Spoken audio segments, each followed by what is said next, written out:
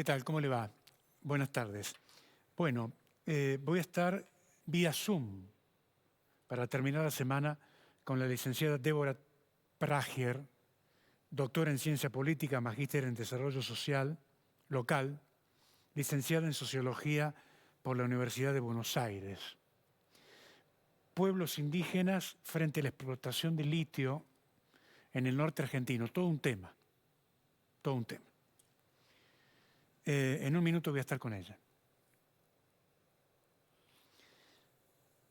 Hablando de litio, el gobernador Sadir visitó Catamarca para exponer en la denominada Mesa del Litio. Y allí hizo algunas consideraciones.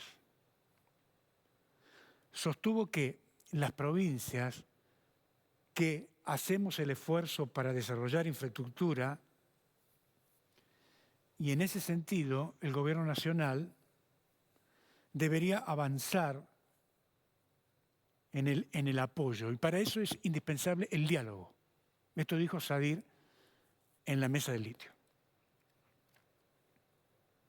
Sin embargo, la misma persona, el gobernador, que reclama diálogo a nivel nacional, en su propio territorio no parece haber construido ese canal de interlocución con los actores que hacen funcionar el día a día en la provincia de Jujuy. De modo que en Jujuy, más que un compromiso de diálogo, lo que hay es una táctica política para ganar tiempo y justificar la ausencia de respuestas claras. Es un gobierno que no da ninguna respuesta del gobierno en ningún tema es claro. Sadir dijo además que el país necesita un sistema financiero que aliente a la producción y a la inversión.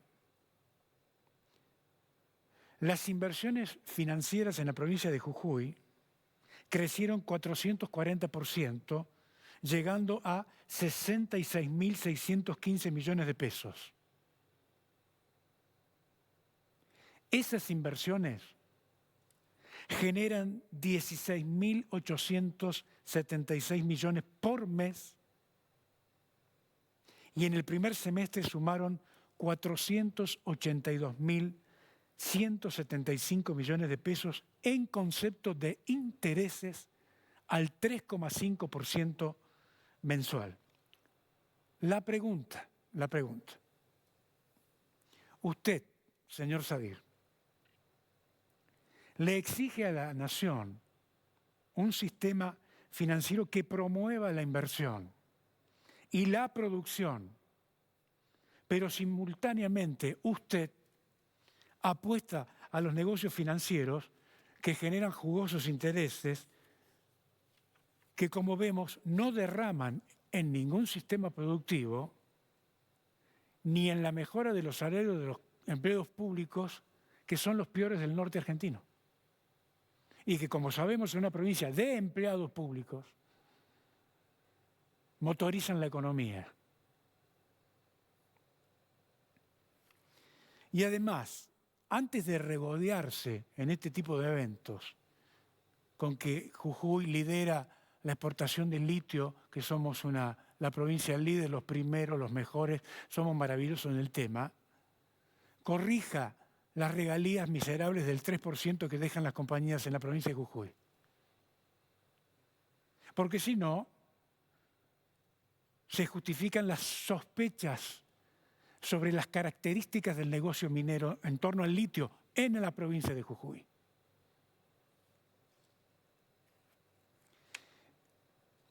Además, y ya para ir con la licenciada, vamos a seguir con este tema y con otros temas vinculados fundamentalmente al escándalo institucional, el Ministerio Público, la acusación.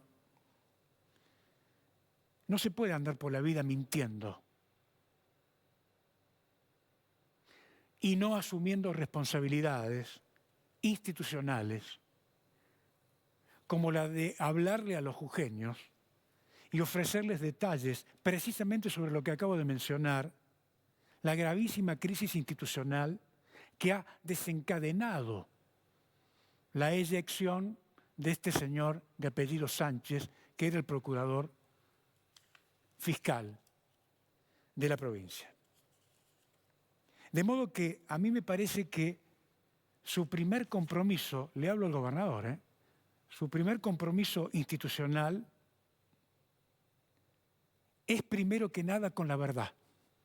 Primero que nada. Su gobierno necesita reconciliarse con la verdad y dejar atrás la mentira sistemática. La próxima semana vamos a seguir con otros temas. Ahora voy a tomar contacto con la licenciada, se lo dejo para que lo piense, además, con la licenciada Débora Plager, que nos está esperando y le pido disculpas por la demora. ¿Cómo le va, licenciada? Gracias por estar ahí. ¿Qué tal? Buenas tardes. Bueno, estamos preocupados por esta traumática relación entre el Estado y las comunidades indígenas en torno al negocio del litio. ¿Qué me puede decir usted que conoce bien el tema? Bien, lo cierto es que como venías marcando algunas cuestiones respecto de la problemática del litio, yo trabajo sobre una de estas aristas, digamos, existen varias tensiones, pero una de estas aristas tiene que ver con esta idea de que, digamos, de que el litio se inserta en una utopía sobre el desarrollo y sin embargo existe una tensión respecto de los derechos de las comunidades indígenas que son quienes habitan esos territorios, ¿no?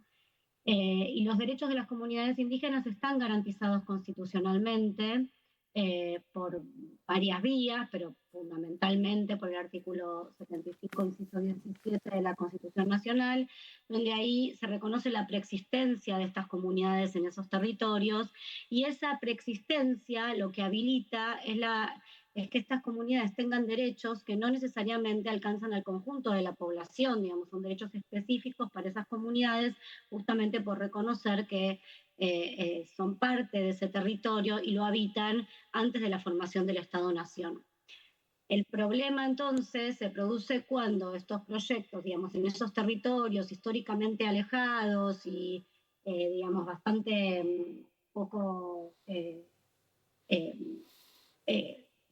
poco comunicados en todo caso a lo largo de todos estos años, en donde estas comunidades han vivido históricamente en vinculación con esa naturaleza y a partir de sus formas de vida, digamos, tradicionales, como también la inserción al mercado de trabajo, digamos, con la educación, pero el litio viene como a presionar, en todo caso, a que estos territorios se conviertan en territorios de extracción del litio.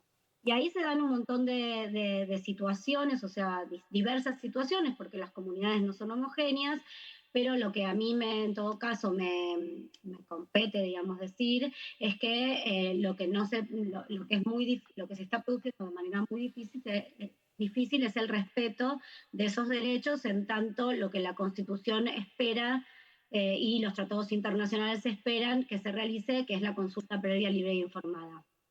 Ahora, Sí. digamos, usted planteó el tema que está en la Constitución de la Nación Argentina. Hay algún nivel de legislación, entiendo yo, en algunas provincias. Aquí la Constitución ha sido reformada recientemente y la verdad ha generado un desastre en la provincia de Jujuy sobre este tema.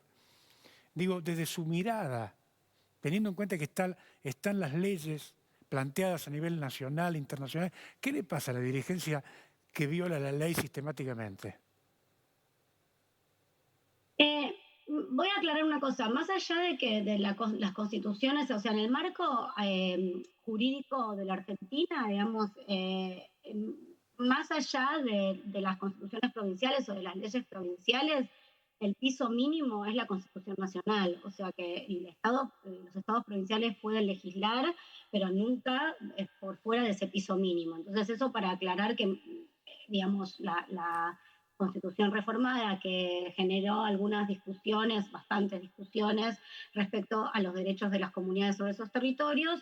De todas maneras, el marco es la Constitución Nacional y los tratados internacionales que tienen rango constitucional en la Argentina. Entonces, por un lado, eso aclaro eso. Yo creo que igual, de todas maneras, el motivo por el cual no se respetan estos derechos pueden ser múltiples, pero yo hago foco, digamos, en que esta brecha de implementación, en este sentido, ¿no? La distancia entre el reconocimiento jurídico de estos derechos y las prácticas efectivas, el problema digamos, en esta brecha tiene que ver con la histórica manera en que la sociedad y también el Estado se vinculó con las comunidades indígenas, ¿no? Entonces, hay algo que tiene que ver con las formas en que históricamente se vincularon, las políticas de invisibilización o, en todo caso, de integración, en donde se desarrollaba una serie de políticas que lo que tendían era integrar a esas comunidades a la civilización, y las dificultades que tienen los ejecutivos y también la sociedad en general para pensar esas comunidades en términos de paridad o de lo que se llama interculturalidad y construir diálogos interculturales es la mayor dificultad que ahora tienen las políticas, ¿no? Licenciada, perdóname, ¿a qué se debe esa dificultad de poder interpretarse uno con el otro, ¿no? Para llegar a un acuerdo común, digamos, desde su punto de vista? ¿Dónde radica? No, radica en la dificultad que existe, digamos, primero porque no existe una formación, o sea, si bien históricamente a partir del avance de los derechos indígenas se realizaron un montón de talleres y de espacios de formación para que las comunidades supieran sobre sus derechos, eso no se realizó al interior del Estado, digamos. Entonces, los agentes estatales no necesariamente saben cuáles son los derechos de las comunidades y cómo debieran cumplimentarse. Entonces, los agentes del Estado que entran en contacto con estas comunidades desde las distintas áreas, muchas veces no tienen conocimiento específico sobre cómo deben dirigirse a estas comunidades, cuáles son los derechos que las asisten, cómo se debe establecer un diálogo. De hecho, las comunidades indígenas, una de las, digamos, la mesa de comunidades indígenas de Salinas Grandes y Guayatayó, ya en el año 2011, bueno, en el 2015 fue la presentación oficial del protocolo de consulta previa, libre y informada que realizaron las propias comunidades, relevando, digamos, haciendo asambleas al interior de cada una de estas 33 comunidades y luego compartiendo eso, y realizaron un protocolo de consulta previa, libre e informada que fue presentado ante el entonces gobernador, y sin embargo ese protocolo nunca se implementó. Es decir, por un lado hay falta de conocimiento al interior del Estado sobre los derechos y por otro lado hay una dificultad de agentes del Estado de entender el concepto de interculturalidad y en este sentido de repensar modos de producir y consumir y de repensar aquellas utopías de desarrollo existentes hasta ahora y que son hegemónicas, pero que sin embargo no necesariamente las comunidades indígenas las comparten. Ahora, ¿hay algún modelo, digamos, con cierto éxito de reencuentro entre las comunidades indígenas y los estados en el marco de la explotación minera o en el caso del litio que usted pueda detallar? Bueno, yo creo que hay discusiones que, digamos, se están produciendo discusiones que podrían llevarnos hacia ahí. Al momento no, digamos, porque justamente el protocolo debe armarse conjuntamente, digamos, con la comunidad, y lo que sucede generalmente es que las formas en que el Estado se vincula con las comunidades, la forma en que las combina a la conversación, los horarios en que eso se produce, la necesidad de que haya un representante y un montón de cuestiones que que pone como en la mesa de discusión el Estado, en todo caso entorpecen y atentan contra las formas en que históricamente estas comunidades toman sus decisiones. Entonces, al momento yo no podría decirte que hay algún protocolo aplicado que sea exitoso. Sin embargo, sí considero que han habido pasos en ese sentido, y no en el caso del litio, pero por ejemplo, ante el fallo de la Corte Suprema, de la Corte Interamericana, en el caso de la Cajonat, digamos que no compete a las comunidades indígenas de Jujuy, pero sí del Chaco salteño, y ahí, digamos, hubo un fallo que se combinó al Estado a cumplir con sus derechos, y a partir de lo que gatilló ese fallo fue un Estado que se puso, en todo caso, a tratar de cumplimentar ese fallo, y ahí, digamos, uno podría ver algunas estrategias del Estado en donde intentó, digamos, ahora está bastante suspendido eso, digamos, con el nuevo gobierno, pero que intentaba ponerse en diálogo con las comunidades, armar protocolos conjuntamente con las comunidades. Los funcionarios viajaron, los funcionarios que debían cumplimentar el fallo, que tenían que hacer cuestiones de infraestructura, viajaron al territorio para hablar con las comunidades y ver cómo era la mejor manera de resolver. Integraron, porque acá también se trata de integrar el conocimiento comunitario, digamos, nosotros hablamos de que hay que pensar desde la multidisciplinaridad, pero también desde la transdisciplinaridad, es decir, los conocimientos no están solamente en las disciplinas científicas, sino que hay conocimiento ahí, y en ese esquema que se armó para el cumplimiento del fallo, se realizaron una serie de avances en este sentido. Entonces, digo, creo que es viable, pero que implica para el Estado salirse de una posición en la que históricamente se puso, y implica mucho trabajo con todos los actores en el territorio. Claro, a propósito, hablando de los actores, ¿cuál es la mirada de los empresarios en esto? Hasta ahora hablamos del Estado.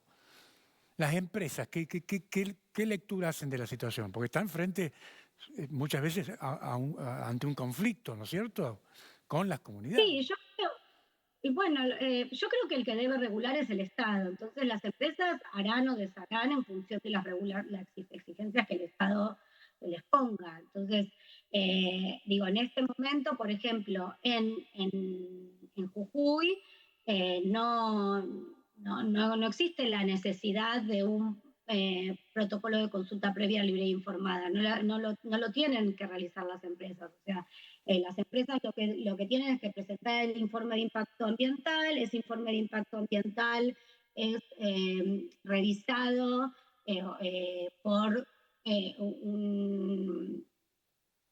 por una serie de actores. Entre esos actores hay un miembro de las comunidades indígenas, pero como decía, es un representante de comunidades afectadas que pueden ser múltiples, que no necesariamente esa persona representa a todas. Entonces, hay como una serie de problemas para el cumplimiento digamos, de esa legislación. Y yo digamos, creo que las empresas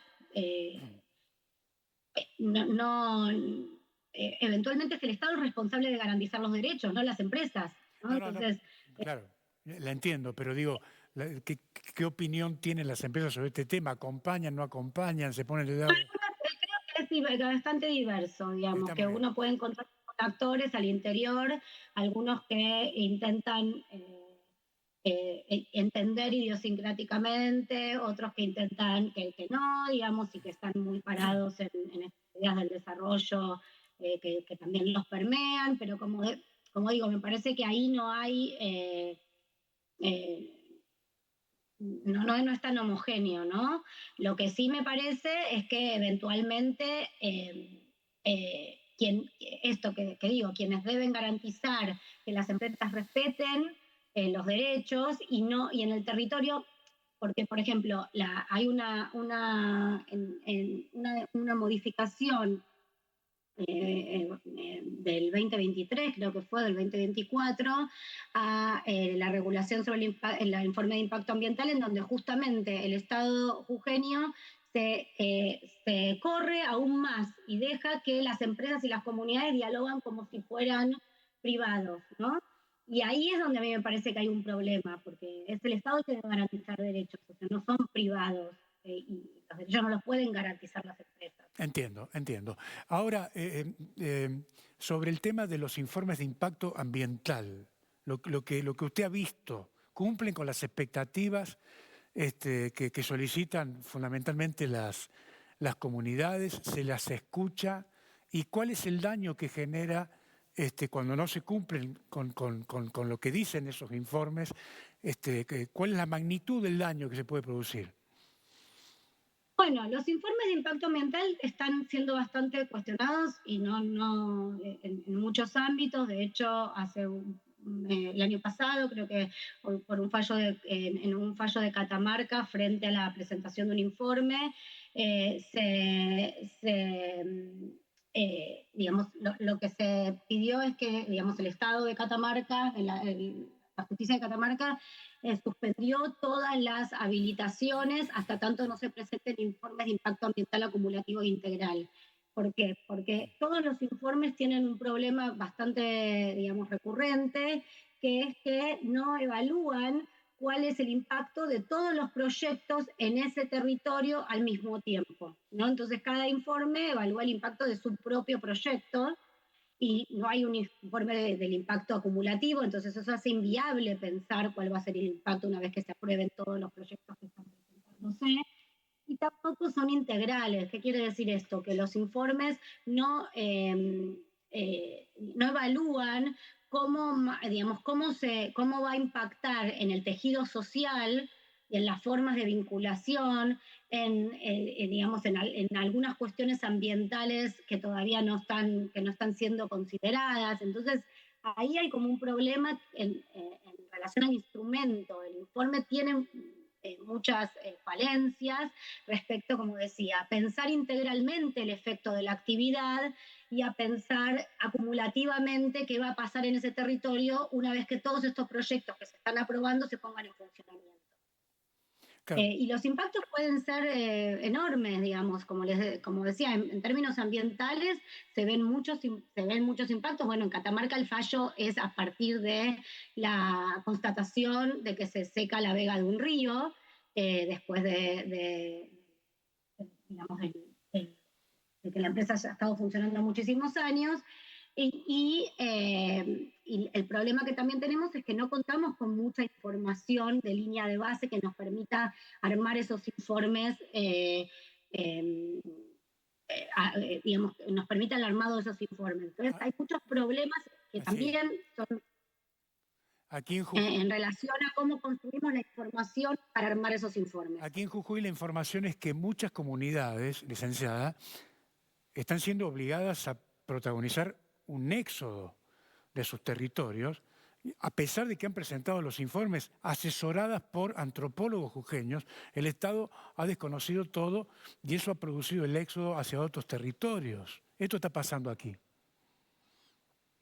Sí, o sea, a ver, lo que por un lado pasa es que esos informes no están, como les digo, no tienen la rigurosidad que debieran tener, no miden todos los impactos que debieran medir, en este sentido, que como respecto del tejido social. ¿Qué pasa cuando se desestructura una forma de vida?